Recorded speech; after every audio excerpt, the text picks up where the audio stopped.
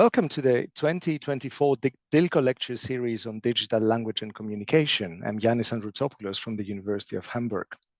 DiLCo is a 3-year scientific network on digital language variation in context initiated in 2021. It is coordinated in Hamburg by my colleague Heike Zinsmeister and myself, and includes scholars from universities in the US, UK, Luxembourg, the Netherlands, and Denmark. DiLCo is generously supported by the University of Hamburg within the Universities of Excellence scheme, which is funded by the German federal government and the federal states. The DiLCo network aims to stimulate scientific exchange between various approaches to digital language and communication research within linguistics, and to bridge gaps between interactional and computational research methods.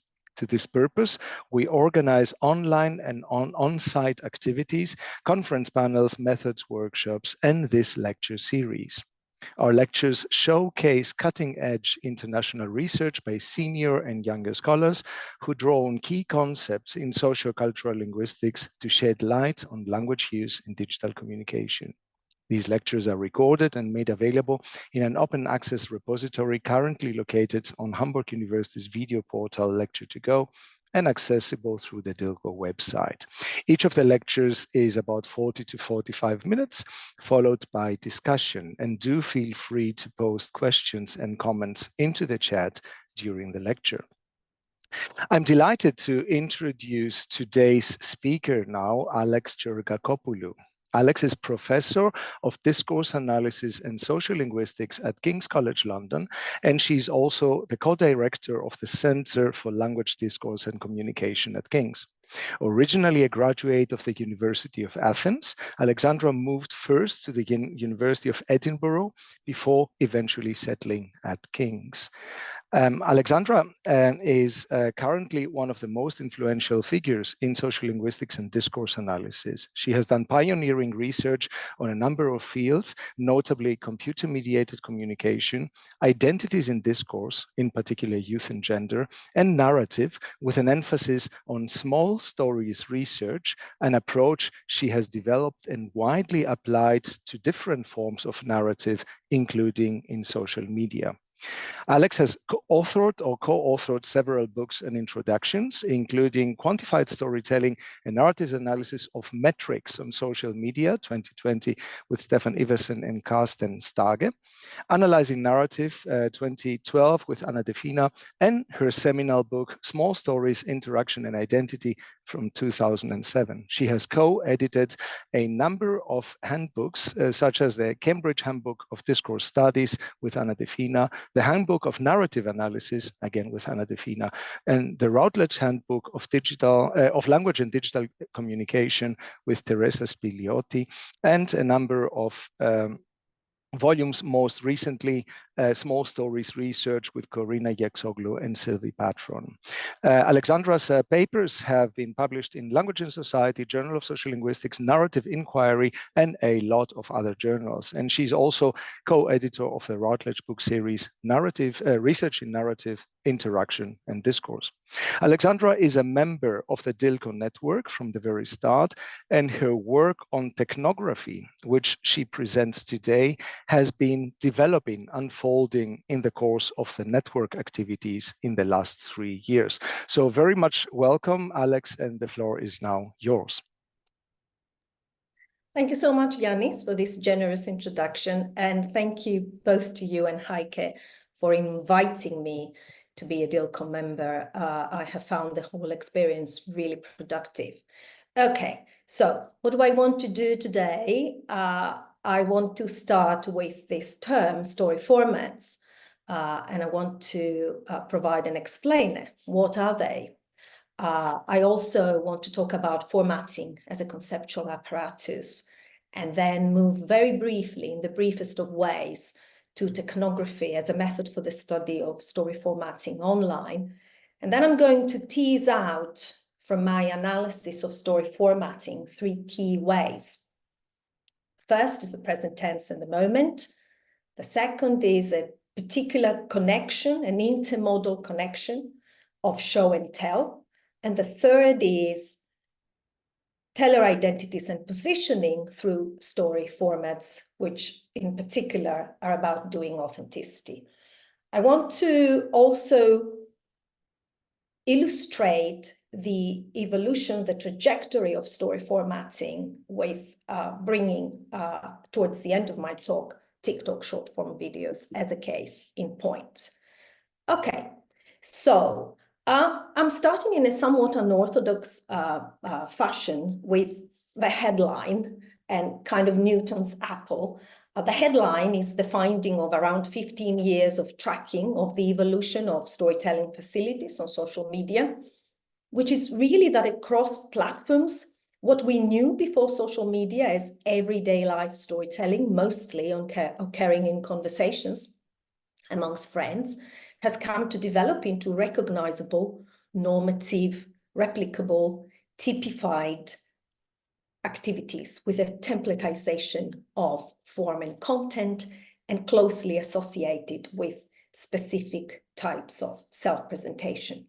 Now, given the speed with which normativity and typification develop in stories online, as my work has shown, and of course, given the increasing platformed curation of stories, as an analyst, I was looking for a conceptual apparatus that would allow me to make sense, to describe an account of sharedness of norms of users who very often on social media engage in transient acts of communication from different spaces and time zones. And all they need is actually recognizability of certain activities as typical of specific situated interactions. So the apple came from the late Jan Blomet's reworking of formatting, an ethnomethodological concept that calls attention to how we construct social order through exposure and participation in specific social actions. So formatting involves both recognizing certain activities as typical and framing them as such. And both these processes are in evidence, as we will see in stories on social media. What are the key features, some of the key features of formatting multimodal, and they are, as I will show, increasingly multimodal, small stories on social media? Some of the key features before we scratch beneath the surface are that they are brief, incipient, and in the making. So we have living and telling as coterminus. They're portable, multiply authored often, modular and episodic. They're very much about the mundane here and now in the moment, which I'll say something about later on.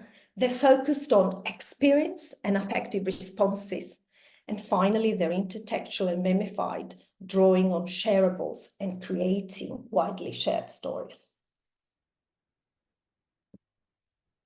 A starting point for me many years ago, when I was looking at stories on social media, was really that stories are socio-technical designed activities on social media, and that the role of affordances, the perceived capabilities for social action, but also constraints in given environments should not be underestimated. And we have those very well attested, explored and recognized high-level affordances that I'm just listing here, and of course a lot of platform-specific low-level affordances that have also been tracking. So I want to say, as I said, the briefest of things about technography, a school of ethnography that allows the analyst to do some kind of a reverse engineering of the technological design of communication online. And I have been reworking and adapting technography as developed by Tyne Booker for the purposes of a contextual analysis, a contextual linguistic analysis of communication online, in particular of storytelling online. So really, I have been developing it in conversations as well, very, very productive conversations with DiLCo members as a synergizing cutting across qualitative and quantitative modes framework for uncovering context as a context that allows me to forge intelligible links between discourses about stories, affordances for them, and users' practices. And this approach also allows me to tap into the historicity of phenomena, the emergence but also reconfiguration of storytelling styles and genres. I've been doing a lot of real-time tracking with Technography, and some of the things that I have been looking at is platform affordances. I've used corpus-assisted analysis to tap into platform discourses for stories.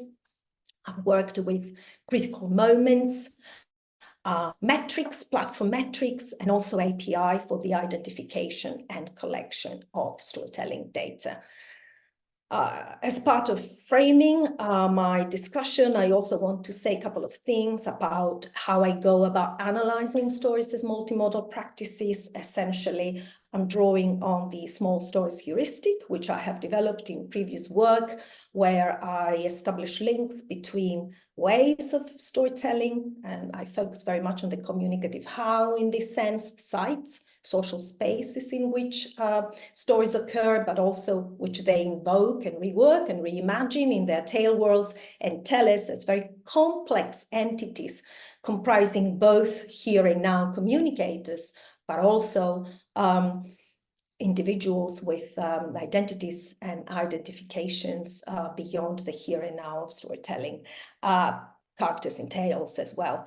This is combined with positioning analysis, which I'm very briefly going to say here that it allows us to look at how tellers are positioned vis-a-vis other characters in time and space, how they're positioned in relation to actual audiences. In terms of conversational storytelling, the focus was on actual audiences. Of course, in stories online, the focus is also on imagined and intended audiences. And level 3 is about then uncovering processes of self and identity projects above the here and now of this storytelling activity. It's about circulated storylines that are invoked, shared, and promoted, or equally spoken against and resisted. Multimodal small stories positioning analysis is kind of a work in progress in the sense that it's one of the tasks that I've set for myself, one of the synergetic tasks, and this is synergizing multimodality, studies of communication, but also mediated narrative analysis, which we have. Ruth Page has developed that with small stories and positioning analysis. And one of the things that I'm finding works quite well with my heuristic is documenting iterative ways of telling and links across modes, and also looking at the connections, at the intermodal connections, having linguistic textual resources as we find them in stories in different parts of the stories, captions, anacaps, descriptions, and so on, and identifying, not doing a totalizing, holistic, comprehensive analysis, which is impossible, but identifying any salient recurrent interactions with specific sound, visual, video, and embodied modalities, and trying to figure them out in terms of functional capabilities and social actions performed in a spectrum of aligned and disaligned connections across modes. Okay, so I want to move to those 3 key ways of telling formatted stories. And the first, as I've said, is about at the linguistic textual level, the importance of the present tense and the moment. And I want to take you back to the early days of primarily textual environments such as Facebook, Twitter. They were really textual, and for those of us who are older and remember those days, we used to refer to ourselves as users in the third person. And what I was finding then was really breaking news stories that very much fitted this algorithmic logic, which is a continuing and built-in logic across platforms of timeliness, newness, and instant sharing. And the other thing I was finding was that these kinds of snippets of storytelling were also very much integrated into the attention economy. So, for instance, that posters might take a narrative stance, as I called it then, and a small story might ensue only after sufficient requests for elaboration from their commenters. And although you have to imagine at that point, pre the explosion of smartphones, pre our ability to do fancy multimodal stories, but also to do storytelling on the go, you have to imagine a lot of those people sitting in front of much chunkier computers than now. But we see at that point this updating and the logic of modular storytelling beginning to emerge, so that you have a little bit of a breaking news, perhaps, story, and then you keep on updating it. Of course, on Facebook in particular, the present tense was very much a pre-selection. The prompt at that point was, what are you doing right now? So essentially, you know, think back to Deborah Schifrin, all stories are responses to questions. Essentially, the answer was in the present tense. Fast forward to around about 10 years ago, when we see a stepping up and increasing curation of stories on social media and a move from offering of major platforms, both in the Western landscape and in the Chinese landscape, from offering storytelling facilities to designing stories as multimodal features. And the idea of the moment is beginning to be framed, you could say, to become part of launching documents for design stories. And we see then a move of users from sharing to showing in the moment in stories as designed features. But we also see in the captions of those multimodal stories the temporality of immediacy persisting, not just in terms of the present tense, but also in terms of adverbs, for instance, that highlight immediacy. And the modular storytelling, the updating, the going from one moment to here's another moment during my day, remembering that stories last for 24 hours unless you save them in your archives, it begins to become a kind of a predominant logic, again integrated into the attention economy. So here we have one of the influencers from my data serializing her story during the day of visiting her middle school. It's very much about, you know, sharing what's happening now or presenting it as such, right? And we also see on a kind of a more pedantic kind of, say, grammatical level, we also see a consolidation of this imperfective aspect, doing X right now, right? Visiting my middle school. So you might say, what about past tense in these stories? And I'm not saying that, you know, the past tense has completely abolished, although in some of these story formats, I'm actually even being as bold as saying just that. But what I am saying is that it's becoming even more rare. Here it is. I got one from the 5,000 something stories of influencers on Instagram. But the reality is that it's very much always occasioned in the here and now, and very much surrounded by other here and now stories. And this is the end of that day. So there's a lot of, as I said, of formatting the moment. And remember, formatting needs recognizing, but it also needs framing. And here we do see a lot of framing, actually, and the move from the moment to all the moments of your day, and your story being a story for the day, new story. In parallel with this, the present tense is also used for generic second-person scenarios, like this meme scenario, which in my Technographic net captured many years ago. And I was tracking this when format originating in a meme, that feeling when. And what I was interested in at that point was how it was migrating and trans-platformizing, if that's a word, from kind of static memes to short-form videos, which is what we've got now, where we see formatted present tense, moment-based stories as a multimodal ensemble on TikTok. And so here is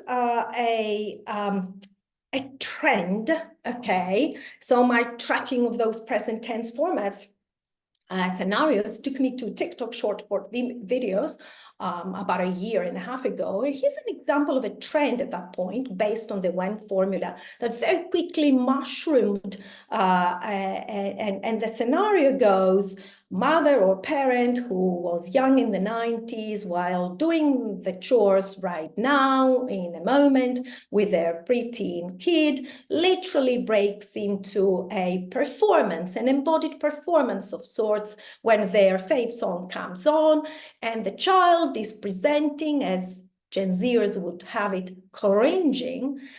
So we have this intergenerational dynamic enacted here, and let us listen to only one part of this while resisting the temptation to do exactly what this person is doing.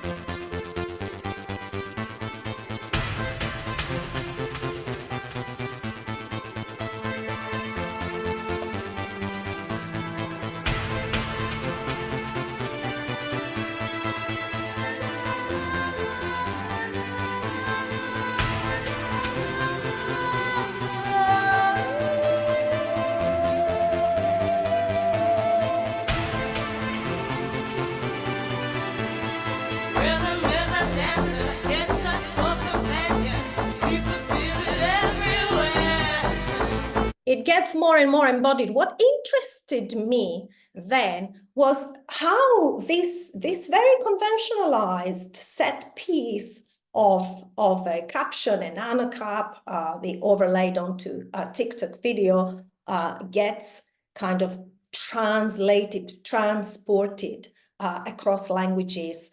And we have, with slight variations, the same soundtrack, obviously, not with slight variations, but with slight variations, we have the same imagery, the same scenario, the same affective positioning of the preteen, the same embodied performance, even with the same kinds of dance moves. I'm gonna leave this for a moment, pun intentional, just to go back to the moment in story discourses, because remember, in Technography, it's this navigation between discourses, affordances, and practices. And what do platforms mean by story? What do they mean by the moment? In a custom-made corpus that we compiled and we analyzed using corpus analysis methodology, the moment, interestingly, is about sharing and the day. And in terms of modifiers and collocations, the semantic categories for modifiers for the moment are very much and unlike, in contrast to our reference corpora, which included the British National Corpus, but also other online corpora. The moment is about the everyday, the little, the casual, the daily, the fleeting, the mundane. So the moment becomes a little moment. 4 pivots I have identified for the evolution of storytelling facilities on social media, which underpin this idea of actually we moved more and more to the development of story formats. By pivots, I mean borrowing the startup company's jargon, specific points, designing points, when I identify a kind of a stepping up on design facilities for storytelling, specifically for storytelling on platforms. Location, for instance, facilities on Facebook were such a pivot. So those pivots are, we start from the more, which I have illustrated now with my snapshots of examples from sharing the moment now, where we have stories and lives as breaking news. We move to much more visual selves, and this is where selfies begin to become a kind of predominant way of story making, as I have argued in some earlier work.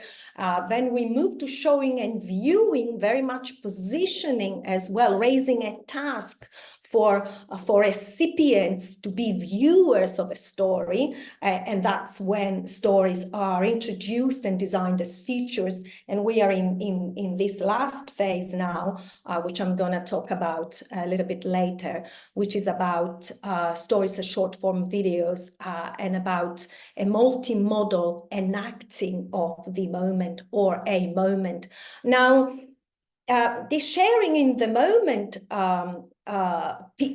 pivots, I tracked specifically recently with, as I said, female influencers, Instagram stories.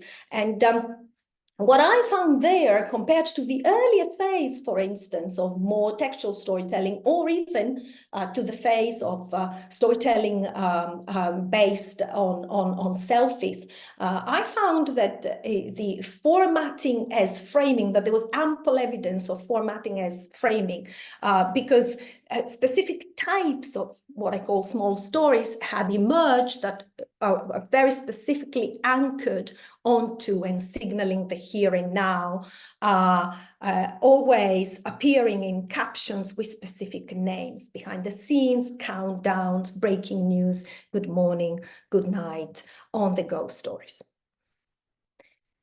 Let me move now to key ways of telling formatted stories, the second key way rather, which builds on this first key way. And this key way of telling is about intermodal connections for sharing in the moment. So Carrie Jewett, who's done wonderful work on multimodality, talks about modal densities to refer to the conventionalized function that different modes may take on depending on the affordances, on their affordances in specific acts of communication. Here I'm extending Carrie Jewett's term as intermodal densities to refer to certain rich points in the connections across modes, where we see not just synergetic functions being taken on, systematic functions being taken on, but also systematic types of connections across modes based on these functions, on these modal functions. Now, show versus tell is a classic narratological distinction that captures a gamut of narratorial modes and positions, viewing, speaking, perspectivization positions. In this case, what we see as part of story formatting is that the linguistic, the textual, here and now, tells, assesses, evaluates the point of the story, while the visual and video modalities show, amplify, evaluate, immerse us in the happenings, perhaps perform and enact. And we have a host of, which I don't have time to illustrate, of visual and video immediacy strategies to corroborate that ultimately position the audience as eyewitnesses. It's all happening in front of you. It's all unfolding in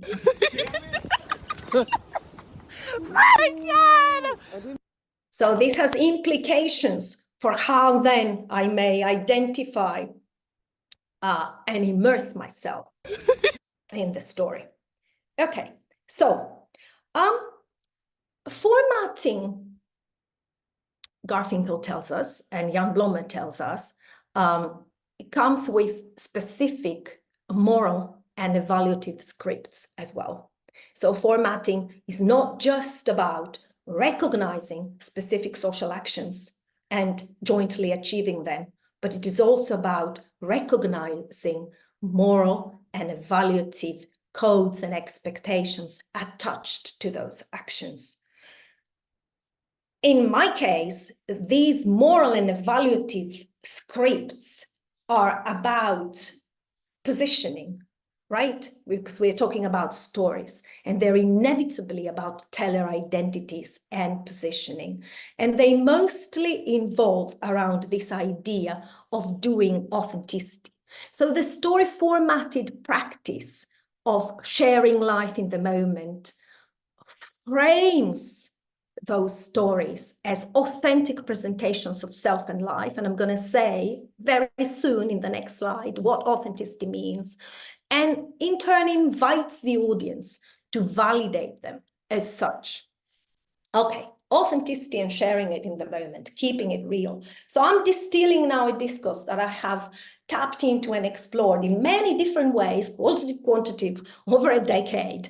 But the elements of this discourse in brief is that we're talking about spontaneous, raw, immediate content. We're talking about imperfect sharing, goofy, silly, no filters, showing the underbelly of your life type of content. If we go back for a minute to our corpus, we see that spontaneous and raw are major collocates of authentic.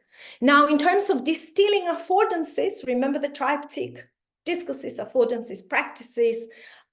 For authenticity and sharing in the moment, we are seeing story content creation, of course, made much easier. We're seeing pre-selections and shareables, which allow us to share in the moment and share spontaneous, right? So-called spontaneous content. And we're also seeing a lot of interactivity and calls to action, facilities in the design of stories that also are also conducive to spontaneous, raw content.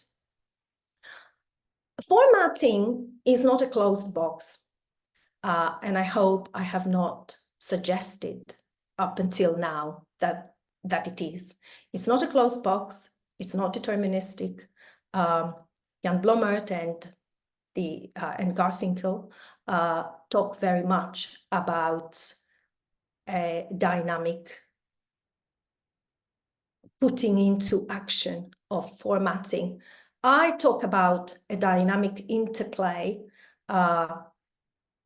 better still, a feedback loop, I think, between discourses, affordances, and practices, where formatting evolves, and this evolution actually also shows us its power, and the technographic tracking of sharing in the moment and authenticity of this type of formatting has brought to the fore for me two interconnected but also separable processes through which formatting evolves.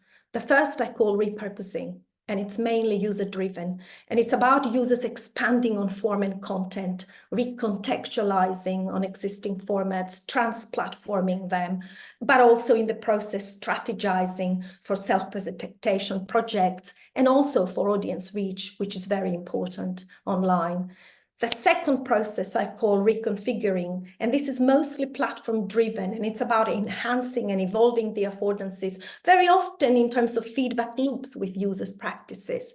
But it's also about tailoring storytelling affordances to specific algorithmic environments. I have shown how influencers manage this tension of being ordinary, but also self-branding by repurposing the sharing life in the moment formats. I have also shown, which you can hopefully, reach out to this and read this. I have also shown how influencers repurposed sharing life in the moment for doing authenticity formats during the pandemic, to suit the historiography of the pandemic.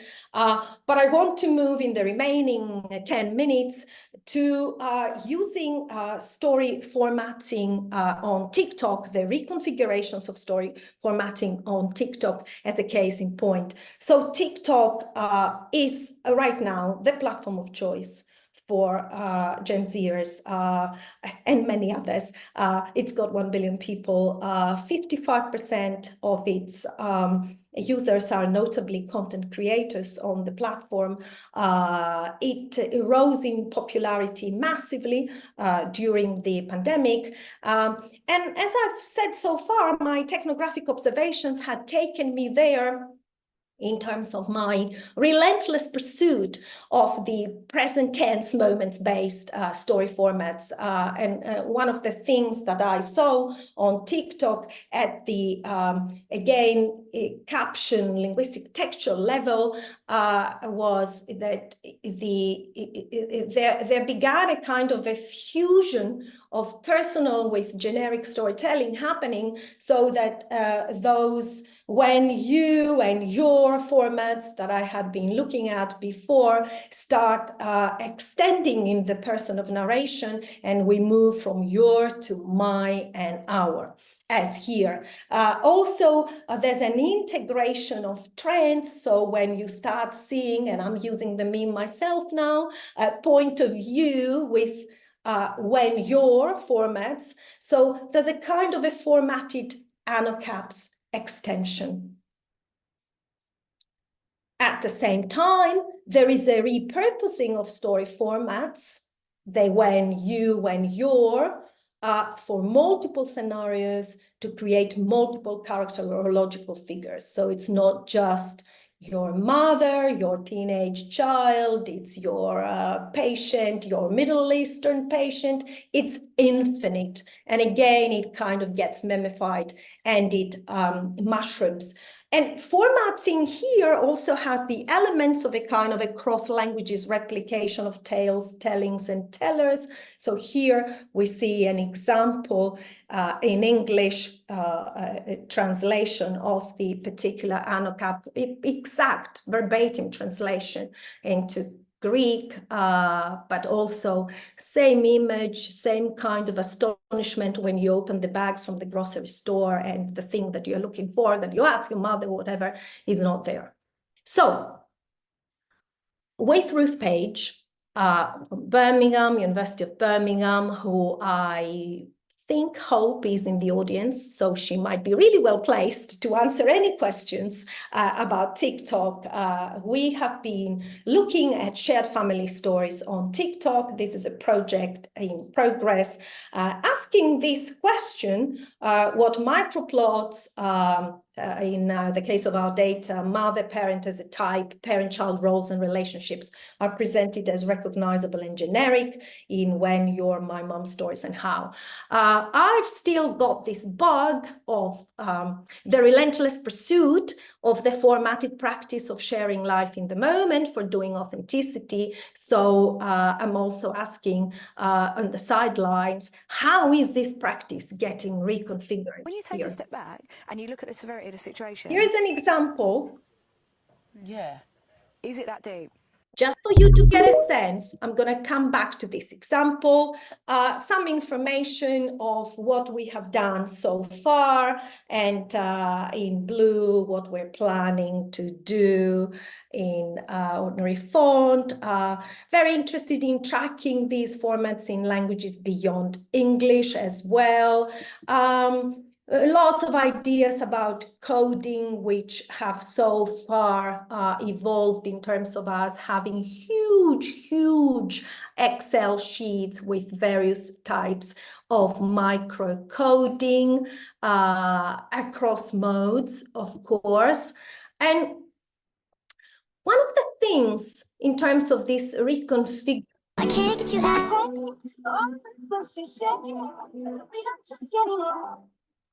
okay, one of the things, press the button a little sooner than I should have done, in terms of this reconfiguration of sharing in the moment, is how we get here to a moment, a kind of a generic moment that invokes the familiar through shareables.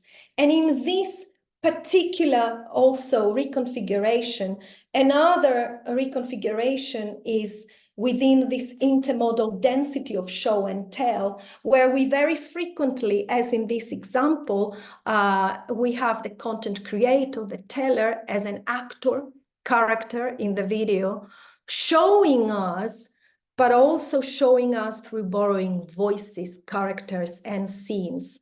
I will play this again.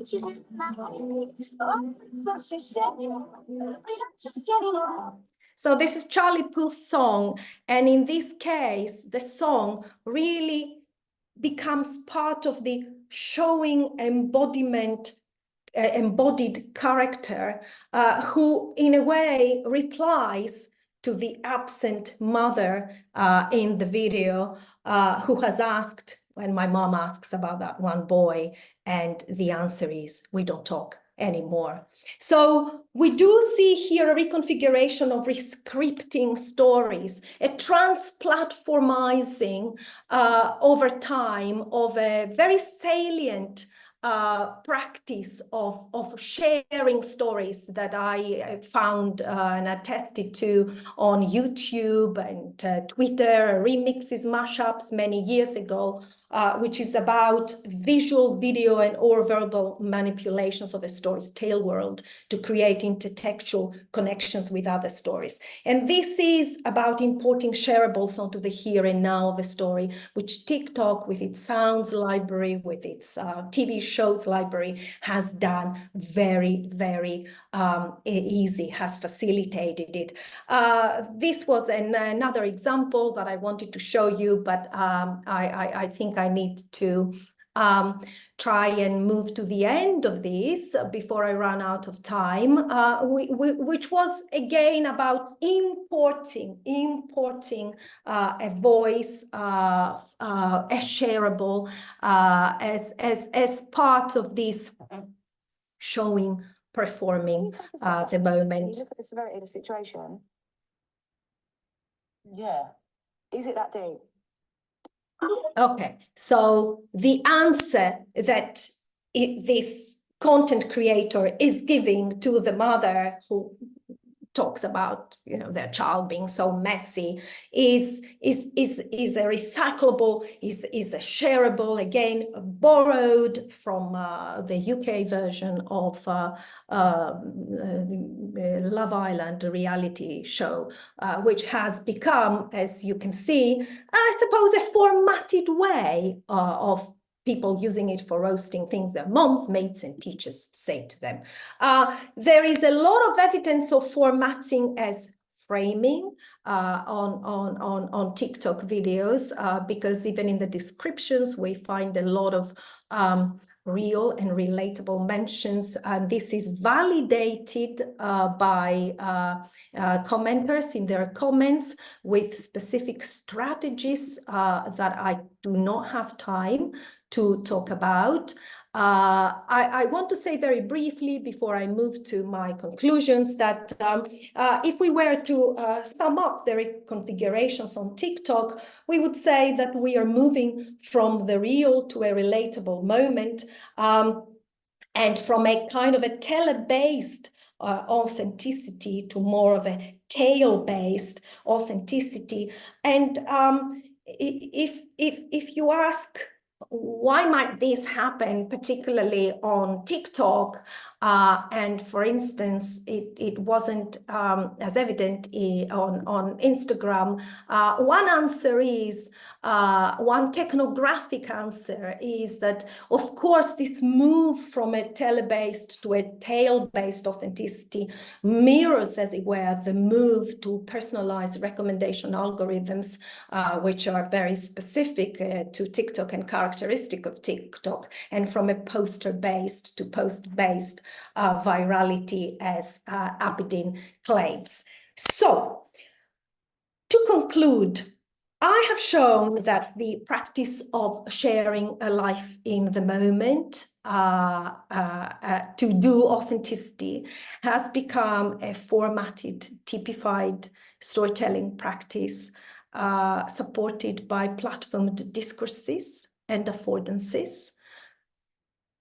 Both those discourses and affordances do a lot of the framing work that formatting needs. And they do framing work about the type and function of stories, as well as and then I have also teased out 3 micro practices of storytelling, 3 key ways of telling those formatted stories that do a lot of recognizability work, but also framing and reframing. So I also showed how formatting evolves through repurposings and reconfigurations, which, to borrow Aga's terms about enregisterment, only show the power and continuity of this overarching practice of sharing life in the moment. Now, the documentation of story formatting has some profound, and I say profound, but I won't be able to talk about them, some profound implications, right? Both for narrative analysis, you haven't seen this, forget about this, and for a contextual study of communication online. But I have suddenly run out of time to discuss these. I do refer you to work, maybe, which is in the pipelines, and I thank you very much for your attention.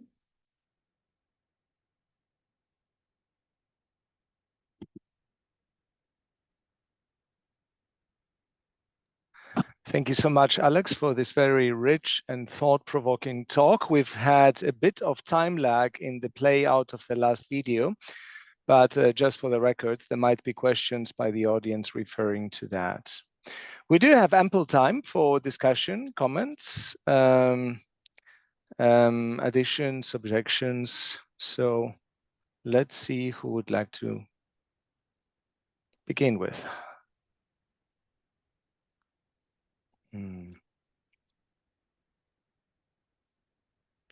Maybe I can use the time with the first question, and I would like to ask you to go back to the distinction between repurposing and reconfiguring. You gave an example for repurposing in the sense of the when format extending or being extended to additional character types or character logical figures.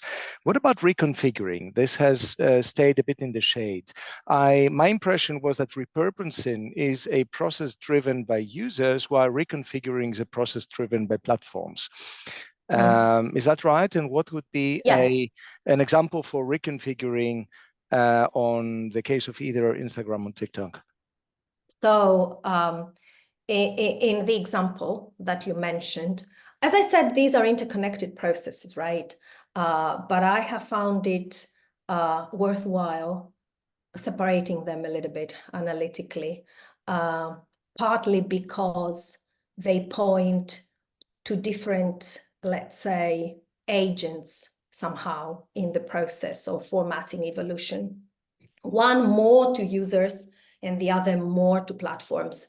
Of course, I am talking about feedback loops, right? So I don't want to say that this is mainly or only. I don't want to say this is only user-driven or only platform-driven. But if we take the example of the repurposing of the when format to create characterological figures, for instance, in Aga's terms again, to enregister and reproduce even, you know, specific stereotypical images by using a specific WEN format.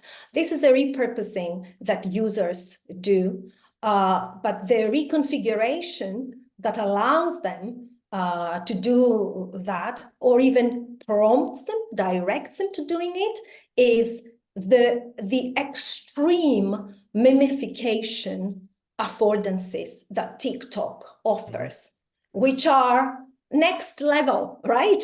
To use the slang, next level compared, say, to YouTube memes, okay? So that would be a way in which I would talk about each of these two processes there and find it, as I repeat, somewhat productive to separate them a little bit, only to recognize, of course, their interconnections, right? Yep. Yeah. Good. Thanks. Yeah. Yes.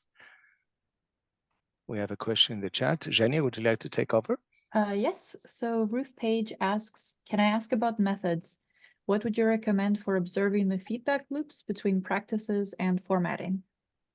Oh, Ruth, you have to answer this question because partly, as I said, a lot of this work right now we are doing together. Okay, my answer is, I suppose I gave a long answer to this, a 70 slides answer, and it does go back to technography. It does go back to technography as a method for to bring in Silverstein, which I do in a paper that I have written for a special issue that Yanis is actually doing for editing for discourse, context, and media.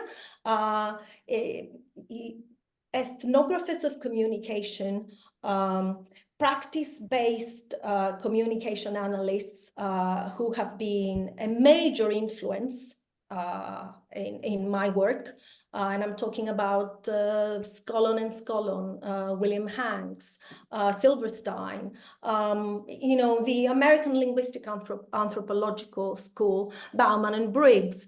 They would say that to tap into communicative practice, you need to be able to work at establishing links amongst different interconnected but also separable facets of that communication practice.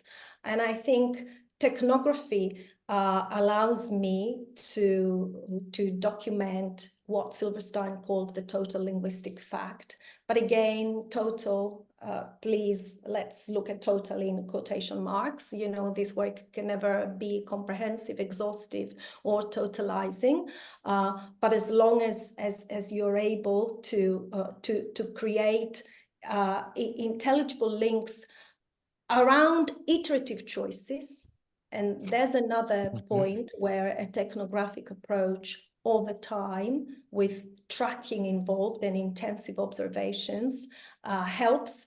And then at the level of actually, you might call it linguistic or multimodal analysis, I hope I have shown, or at least I have attempted to argue that my heuristic, another practice-based heuristic of ways of telling, sites and tellers, combined with positioning analysis, is my point of entry into analyzing, documenting, uncovering, documenting, analyzing links.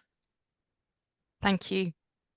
I was thinking about it purely selfishly, really, in terms of the other work that I'm doing at the moment, in terms of the kind of mental health influences in the stories that they're telling, and our need really very much. We know that I tend to approach things from what's on the screen, whereas you're much better at approaching things from the contextual ethnographic work. And for me, it's a really a kind of chicken and egg type question, like which one do you begin with? How do you situate those two things together? How do you do that in a really, how do you move between what in some ways is, how do you do that kind of practice tracking that's contextually in the offline world at scale to get beyond what could be quite a small number of particular highly localized contexts. Yeah, exactly. And this is where the synergy and blending of also modes of analysis is very useful, which I talked about. You know, you've done corpus analysis as well, and I did find at some point that I had to use the metaphor that I have critiqued in some of my work, but I had to scale up at some point, for instance, and do some corpus analysis to tap into discourses. And I think one thing about technography and also about the ways in which social media have evolved, and we are now in what, post-digital era as well, is that it has almost forced us analysts to work beyond binaries. So the binary between qualitative, oh, it's a case study, small scale work, and large scale quantitative work, I just don't find it a productive way to think around it at all. Or equally, another binary, which I think if you take a view of communication as practices rather than as texts, doesn't work, is this idea of screen-based versus participant-based or centered data, right? So technography allows me to navigate those different points of essentially entering a practice in back and forth ways. And depending on what the priorities, obviously, and the research questions of my work may be at a given point. Also, depending on how a practice evolves. So I would be quite oblivious as a practice-based analyst. You know, if I were to say, well, right now I am looking at a group, which I was at that point, at a group of adolescents and how they use their selfies. But wait a minute, 3-4 platforms are designing stories as features and naming them as such and integrating them into their environments. Okay, should I look at that, or should I still continue to look at my group of adolescents? It's not an either or, but you can do a little bit of bracketing, as you know, social scientists call it, and say, yeah, I'll keep this for the moment, and definitely track this pivot, this major pivot of curation of stories like none we've seen before, right? I've talked too much. No. We've got 3 more cool questions piling up, so let's keep on working through them and then find a way to take them all in the last 4 to 5 minutes maximally. Zhenya? Yes, the next question comes from Karina, who says, what would you say the place of future moments is in formatted small stories based on your tracking of the small formats development? And a great question from somebody who is working with affective positioning. And when you work with affective positioning in the ways that Corina does, of course, also imagination and projection are very much part of that. In a way, and you know, Corina, that I started off with projections as a major part of my small stories research. They were key practices as well in the data that I was looking at, with the exception of countdowns, which, you know, they are not really imaginative story formats, but temporalized in the near future, in the immediate future. I guess the algorithmic logic of timeliness and newness really directs users to grounding in the here and now. And you can do all kinds, of course, of imaginative projections within your storytelling. And in fact, the TikTok videos we are looking at with Ruth have this, how shall I call it, interlaced storytelling, really complex, multi-layered storytelling. And because they bring in other stories, you know, previous stories, and rescript, and in that way, I suppose, anticipate further stories, you can see there a kind of a fusion of temporalities. But in terms of the discourses and affordances of storytelling practices that have formatted what I call, and they call as well, the moment, it's very much present oriented. Which encourages the modularity as well and the serialization. That wait a minute, something else is going to come. I suppose the expectation of a future moment may well be in the viewers, but when that comes, it's still presented as the present moment, if that answers your question. It's a great question. Let's now shift into the turbo mode and take the last two questions with short answers. The next one comes from Tanisha, saying, "Hi, Alex, thanks so much for your talk. It is probably a very basic question, but what would you say is the difference between technography and digital ethnography?" I've written about this. It's a great question. It's a great question because I also do not want digital ethnographers, colleagues whose work I really like, Annette Markham, for instance. I don't want somebody like Annette Markham saying, what is she on about? Does this mean that my work is not good or productive? It very much builds technography on digital ethnography. It builds on difficult-centered online ethnography as well, which Yanis put on the map very, very helpfully many years ago. It also builds on linguistic ethnography, which my colleague Ben Rampton and others, of course, have worked on. Can I send you a paper? It's because I can see Yanis wanting to bring this to an end. So there will be uptake communication on that, and let's take Max's question as well. Yes, so Max says, thanks for detailing your very interesting approach. Regarding what you have called recognizability, this seems to overlap with the notion of relatability, i.e. the explicit evaluation of the content of by other users as recognizable, as in comments like #relatable or this is so me. Have you for real is what I like. FR, for real. Have you looked at these sorts of reactions in your work and how they maybe feed back into the content itself? Yeah, this is what we are, right, Ruth? We're moving now into this very much. We are sampling comments, but on a point of technicality, and I agree that recognizability and relatability in TikTok videos, of course, are almost overlapping because the recognizability work that needs to be done there is mostly about relating, okay? Recognizing something as true and valid, and I relate,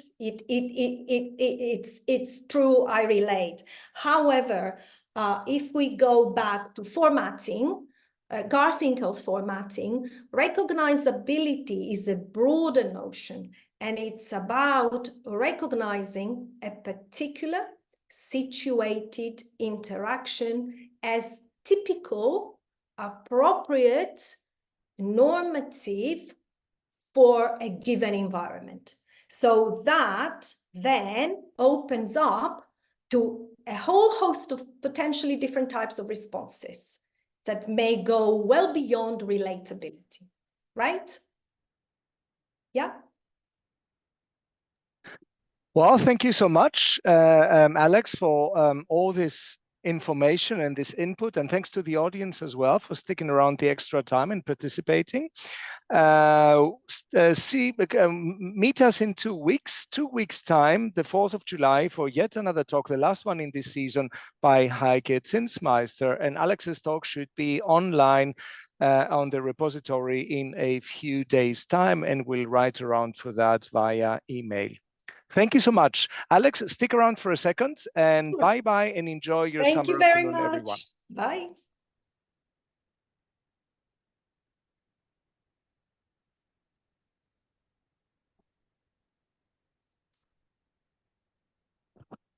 All right.